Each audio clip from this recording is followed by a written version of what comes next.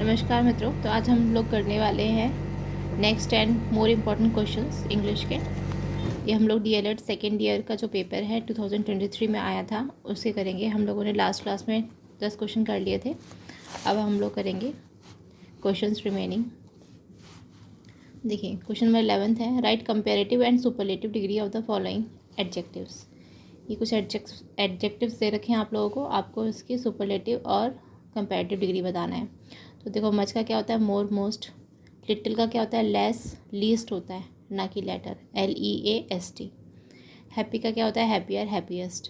इस बुक में बहुत मिस्टेक हैं, आपके पास में जो भी सीरीज़ होंगी उसमें ज़रूर मिस्टेक होगी, तो आप लोगों को उसका भी ध्यान रखना है। ठीक है, हर क्वेश्चन इसमें सही नहीं है, तो आपको उस पर ध्यान देना है। क्वेश्चन नंबर 12 है, fill in the blanks with the correct article. The sun rises in the east, मतलब dash sun rises in the east. अब आप जानते हैं सन एक ही है, तो क्या आएगा आपका, the. Second is he is dash MP। अगर आप MP बोलेंगे तो MP अगर बोलेंगे तो बोल के MP कैसा दिखेगा आपको, MP। तो कहाँ से शुरू हो रहा है, ये A से, इसलिए क्या लगेगा, N। ठीक है, M देख कर नहीं लगाना है, साउंड के हिसाब से लगाना है आपको आर्टिकल, तो N आ गया। I saw dash red and black cow. मैंने एक लाल और एक ब्लैक काऊ देखी, रेड एंड ब्लैक काऊ देखी, तो आ आएगा इसमें। आपको पता है आर्टिकल AN लगाना है, तो ये अपन लोगों ने फिल कर दिए। Question number 13, what is the full form of NAP 2020, how it focuses the child. NAP 2020 का फुल फॉर्म क्या होता है, तो NAP का फुल फॉर्म जानते हैं क्या होता है, national education policy 2020। The full form of NAP 2020 is national education policy 2020। How it focuses the child, कैसे वो फोकस करता है चाइल्ड के ऊपर। In the new structure under the NAP for the first time early childhood care and educational has been considered from age 3 onwards. पहले जो था आप लोगों के उसमें 6 साल, RT के अकॉर्डिंग आपको 6 साल के बच्चे को एडमिशन देना होता था फर्स्ट में। बट अब आप देखते हैं कि भाई जो बच्चों छोटे छोटे बच्चे हैं उनका भी एडमिशन होने लग गया है स्कूल्स में, तो वो NAP 2020 पॉलिसी फॉलो कर रहे हैं। तो उसमें जो 3 साल का बच्चा है वो भी एडमिशन ले सकता है सरकारी स्कूलों में। NAP focuses on the care and education. NAP focuses on children's physical and motor, cognitive, socio-emotional, ethical, cultural, artistic, communication and early language literacy and numeracy development skill। NAP किस पे फोकस करता है, बच्चों के फिजिकल, मोटर, कॉग्निटिव, मतलब बच्चों के पूरा उनके फिज़िकल खेल कूद पे, दिमागी तौर पर बच्चों का आपस में कितना सोशो इमोशनल टच है उसके ऊपर, कल्चर से उनको करवाते हैं कॉन्टेक्ट में, आर्टिस्टिक, ड्राइंग से, कम्युनिकेशन से, एक दूसरे से बातचीत करने पे, और जो भी अर्ली लैंग्वेज जितनी भी लिटरेसी उन लोगों के पास में आ सकती है उस पर काम करता है। और न्यूमरेसी डेवलपमेंट स्किल्स मतलब ओरली उन लोगों को बोलना सिखाते हैं, पढ़ना नहीं। ठीक है। व्हाट इज़ रीडिंग कम्प्रहेंशन, रीडिंग कम्प्रहेंशन क्या होता है, रीडिंग कम्प्रहेंशन इज़ द एबिलिटी कि आप क्या करें, प्रोसेस करें रिटन टेक्स्ट को, जो भी लिखा हुआ है उसको प्रोसेस करें, उसको समझ सकें कि क्या लिखा हुआ है और उसका मीनिंग अंडरस्टैंड कर सकें और इंटीग्रेट कर सकें उसको कि इंसान को क्या ऑलरेडी पता है। ठीक है। Reading comprehension relies on 2 abilities that are connected to each other. Reading comprehension 2 abilities पे रिलाई करता है जो कि आपस में कनेक्टेड है। कौन सा, एक तो word reading and language comprehension, कि आपको एक तो वर्ड की रीडिंग आना चाहिए, दूसरा आपको लैंग्वेज का कम्प्रीहेंशन, मतलब उसको आपको इंटीग्रेशन आना चाहिए कि भाई वो किस तरीके से उसका क्या मीनिंग निकल के आ रहा है। Comprehension specifically is a creative multifaceted process. Comprehension एक क्रिएटिव मल्टीफेसेटेड प्रोसेस, मतलब उसके बहुत सारे स्टेप्स होते हैं आपके, जो आपको बताता है कि कॉम्प्रहेंशन के अंतर्गत क्या आ रहा है। That is development dependent upon 4 language skill. तो जो कि किस पे डिपेंडेंट है, 4 लैंग्वेज स्किल पे। क्या, एक तो फोनोलॉजी, फोनोलॉजी मतलब आपको साउंड से पता होना चाहिए कि साउंड किस तरीके का रिदम क्रिएट कर रहा है, साउंड से कैसा वर्ड मिल रहा है। सिंटैक्स मतलब आपको पता होना चाहिए कि वो जो लिखा हुआ आ रहा है उसमें कहाँ पे फुल स्टॉप है, कहाँ पे एक्सक्लेमेटरी है, मतलब किस तरीके से कब क्या चीज़ लिखी जा रही है। तो जैसे आप जानते हो कॉमा लगेगा, तो मतलब दो जो यहाँ पर फ्रेज़ लिखा हुआ है, यहाँ फ्रेज़ लिखा हुआ है, तो उसके बीच में हल्का सा रुकना है। फुल स्टॉप लगा हुआ है मतलब बिल्कुल रुक जाना है आपको। ठीक है। सेमेंटिक्स मतलब लाइन लिखी हुई है पूरी फोनोलॉजी और सिंटेक्स के साथ में, उसका मीनिंग क्या निकल के आ रहा है। प्रैग्मेटिक्स मतलब जो चीज़ें पहले से ऑर्थोडॉक्स टाइप में पड़ी हुई हैं कि ये चीज़ ऐसी ही होती हैं, उस सब चीज़ों से हटकर आपको दिमाग लगाकर ठीक है। और टाइम के साथ में जो चीज़ें चेंज हो रही हैं उनका यूज़ करके उसका मीनिंग पता करना। मतलब आपको ऑर्थोडॉक्स नहीं बनना है, आपको दिमाग का यूज़ करके जो उसका मीनिंग रियल निकल रहा है वो बताना है। ऐसा नहीं है कि हमारे पुराने सिस्टम में जैसे लड़कियां तो इतना ही वेट उठाती हैं, जो भी हम लोगों ने स्टीरियोटाइप प्रेजुडिसेस पढ़े हुए हैं वही हम आगे बताएं बच्चों को, लाइन में लिखा हुआ है तो नहीं, ऐसा नहीं। आपको अपनी थिंकिंग नहीं बताना है। समाज के साथ में आगे चलते हुए आपको पुरानी रूढ़िवादी बातों को, चाहे आप ऑर्थोडॉक्स फैमिली से आ रहे हैं लेकिन फिर भी आपको बच्चों को वो नहीं बताना है, क्योंकि वो आपके व्यक्तिगत विचार है, ठीक है। तो आपको उन सब चीज़ों को यूज़ करके, इन सब चीज़ों का यूज़ करके फिर रीडिंग कॉम्प्रिहेंशन करना है और बच्चों को एक अच्छा ह्यूमन बीइंग बनाकर प्रेजेंट करना है। What is the meaning of audio visual ads? Meaning क्या होता है ऑडियो विजुअल एड का? ऑडियो विजुअल एड मतलब ऑडियो मतलब सुनना, विजुअल मतलब देखना। ये जो हमारे एड्स होते हैं ये बहुत इम्पॉर्टेंट होते हैं। ये रिफर्ड करते हैं एजुकेशनल मटेरियल के। ऑडियो मतलब ऐसी एजुकेशनल मटेरियल जिसमें आप देख पा रहे हैं और सुन पा रहे हैं। That hearing and visual means seeing. All such aids that endeavor to create things clear to us through our senses are referred to as audiovisual aids और educational material। सारे ऐसे मटेरियल्स जो हम लोगों को, जो हम सुन पाते हैं एज वेल एज हम लोगों को देखने के लिए क्लियर हैं, उसको ऑडियो विजुअल एड कहते हैं। Audio visual aids in education refers to tools और material that utilizes both auditory and visual elements to enhance the learning experience. Audio visual aids education में वो टूल्स होते हैं या वो मटेरियल होते हैं जो यूटिलाइज़ करते हैं दोनों, सुनने का और विजुअल एलिमेंट्स, ताकि हमारा जो लर्निंग एक्सपीरियंस है वो और एनहांस हो। आप देखते हैं कि जो चीज़ आपको दिख रही है और सुन भी पा रहे हो आप उसको, तो आपको बहुत अच्छी तरीके से इफेक्टिवली आपके दिमाग में उसका असर होता है। This aids aim to engage multiple senses simultaneously, क्योंकि आपके मल्टीपल सेंसेस एक साथ में काम कर रहे हैं, लीडिंग टू इम्प्रूव अंडरस्टैंडिंग, जिससे आपकी समझ अच्छी हो पा रही है। रिटेंशन बहुत टाइम तक आपके दिमाग में रहता है, मोटिवेशन आता है लर्नर्स के बीच में।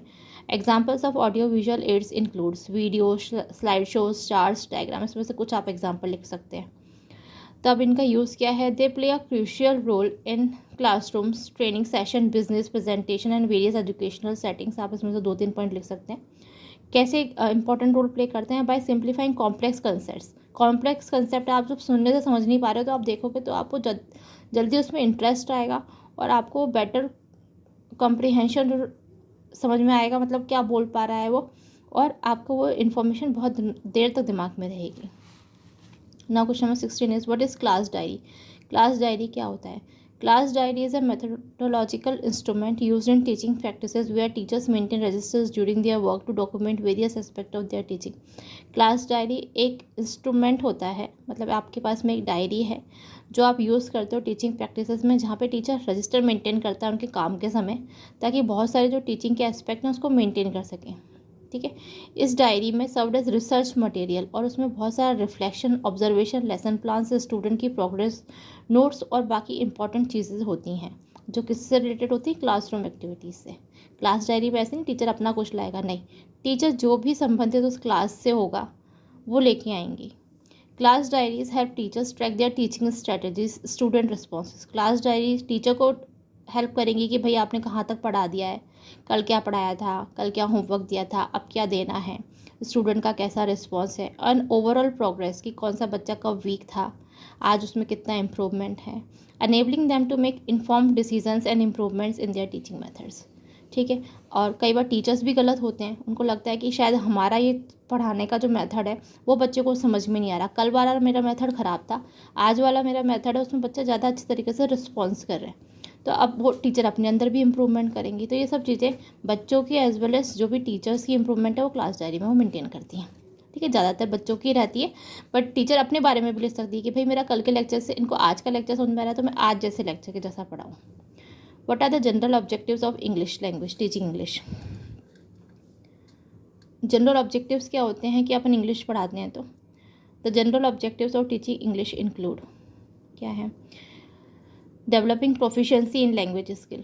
आपकी जो लैंग्वेज है, इंग्लिश स्किल जो है आपकी लैंग्वेज स्किल, उसमें प्रोफिशिएंसी आना चाहिए, मतलब उसमें आप बहुत अच्छे होने चाहिए। This involves helping student to effectively communicate in English. इससे क्या होता है, स्टूडेंट को हेल्प मिलती है कि वो अच्छी तरीके से कम्युनिकेट कर सकते हैं इंग्लिश में, अंडरस्टैंड कर सकें कोई क्या बोल रहा है, क्या लिखा हुआ है, और उनके थॉट्स और आइडियाज़ को एक्यूरेटली वो एक्सप्रेस कर सकें। इतने सारे पॉइंट्स हैं, आप इसमें से 3-4 पॉइंट्स लिखेंगे वो भी काम चल जाएगा। Enhancing language competence, this aims to improve students knowledge of grammar. ये क्या एम करता है कि हम इम्प्रूव करें स्टूडेंट की क्या है नॉलेज ऑफ ग्रामर, गलत है तो उसको इम्प्रूव करें, किस तरीके से बोल रहा है, सेंटेंस कैसे बना रहा है, एनेबल करें उसको कि किस तरीके से वो इंग्लिश लैंग्वेज को यूज़ कर रहा है, और उसके अप्रोप्रिएटली यूज़ करवाएं कहाँ पर कहाँ गलतियाँ कर रहा है उसके रिस्पेक्ट में। ठीक है, तो एक ही वाला लिख दिए। अब अपन क्या करते हैं, फोस्टरिंग कल्चरल अवेयरनेस।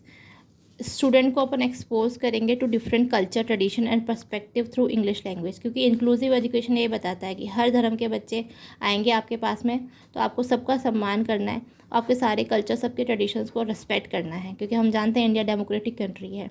तो इंक्लूसिव एजुकेशन आप लोगों के एनहांस करी जाती है, क्या प्रमोट करी जाती है, इंक्लूसिव एजुकेशन। तो हमको स्टूडेंट को उसके लिए डिफरेंट कल्चर्स, ट्रेडिशन और में एक्सपोज करना पड़ेगा। ठीक है, perspective through English language learning, it यहाँ पे क्या लिखा हुआ है, learning helping them appreciate and respect culture diversity, जिससे उसकी हेल्प होएगी, वो अप्रिशिएट कर पाएगा कल्चर जो डाइवर्सिटी है, उसको बाधक नहीं समझेगा, दूसरों का मजाक नहीं उड़ाएगा, इनफैक्ट उसकी रिस्पेक्ट करेगा, इंटर कल्चरल जो कॉम्पिटेंस है उसमें डेवलप होएगा, एंड बिकम ग्लोबल सिटीजन बनेगा इस तरीके से वो। ठीक है, अब थर्ड आपका integrating digital literacy, familiarizing student with digital literacy skills such as navigation online platform. अगर हम स्टूडेंट्स को डिजिटल लिटरेसी स्किल्स के साथ में अवगत करवाएंगे, जैसे कि ऑनलाइन प्लेटफॉर्म को कैसे नेविगेट करना है, कैसे डिजिटल सोर्सेज को एवेल्यूएट करना है, कैसे टेक्नोलॉजीज़ का यूज़ करना है लैंग्वेज लर्निंग के लिए, कम्युनिकेशंस के लिए एंड क्रिएटिविटी के लिए। Developing interest in appreciation of literature, हम स्टूडेंट की हेल्प करेंगे, इनक्रेज करेंगे उनको कि भाई आप इंटरेस्ट लाओ और अप्रिशिएशन करो लिटरेचर का। ठीक है, क्या क्या किस किस अलग अलग जो लिटरेचर जो राइटर है उनके लिटरेचर को पढ़े through English language learning. Developing and integrating the use of 4 language skill, जो 4 लैंग्वेज स्किल है, reading, listening, speaking and writing, उसको वो समझ सके एज वेल एज उनका आपस में यूज़ कर सके। This objectives can be adapted based on the learners age. अब आप छोटा बच्चा है तो वो केवल रीड नहीं कर सकता है, केवल लिसन ही कर सकता है। ठीक है, तो ये जो प्रोफिशेंसी हम किस लेवल पे अटेंड करेंगे कि भाई बच्चे की एज क्या है, and specific educational context to ensure effective English language instructions and cater to their unique needs and goals. और बच्चे को उसकी एज के अकॉर्डिंग जो भी यूनिक नीड्स और गोल्स हैं वो अचीव करवा सकें टीचर्स। ये क्वेश्चन बहुत इंपॉर्टेंट है, ये डीएलएड फर्स्ट ईयर जब मैंने अभी दिया था लास्ट ईयर, उसमें भी आया था कि आपको लेसन प्लान बनाना है अपनी चॉइस का। तो ये मैंने अपने लिए खुद प्रिपेयर किया था। देखो इसमें तो काफ़ी सारा है, इतना सारा, फिर ये इतना सारा बना दिया, फिर उन्होंने प्रिंटिंग मिस्टेक करी है, कहीं पर कुछ छोड़ दिया, कहीं पर ऊपर नीचे कर दिया। ठीक है, और ये यहाँ दे दिया इतना सारा, तो ये यहाँ ख़त्म हो रहा है, आप देखें, मतलब ये इतना सारा है, ये आएगा 5 नंबर का, तो ये इतना सारा दे दिया है। तो इसको मैं ना खुद एक अलग से बना के आप लोगों को प्रेजेंट करूँगी।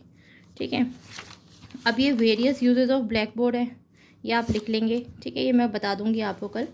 अब ये डिस्क्राइब द प्रोफेशनल कॉम्पिटेंस और qualities of teachers to achieve language objectives under LSRW, ये कल करेंगे।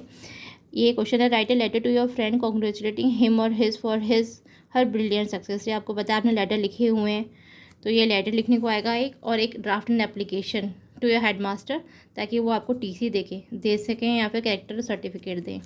ठीक है, तो एप्लीकेशन लिखने को आएगी, तो ये हम लोगों ने लिखी हुई है बचपन में, बट फिर भी हम लोग कर लेंगे। बट ये जो फॉर्मेट है ना, ये लेटर का, TC का, ये मैं खुद आपको बताऊंगी, एज वेल एज ये जो लेसन प्लान है ये मैं खुद आपको अपने फॉर्मेट में लिख के बताऊंगी। ठीक है, तो रहता है हमारे पास में बस ये एक क्वेश्चन। ठीक है, ये एक क्वेश्चन बाकी है हमारा, जो कि हम जब ये चीज़ें डिस्कस करेंगे तीनों, तब इसको डिस्कस करेंगे। तो आई होप आपको ये वीडियो मेरा अच्छा लगा हो। अगर आपको ये अच्छा लगा है तो please like, share and subscribe to my channel, it will motivate me a lot. Thank you.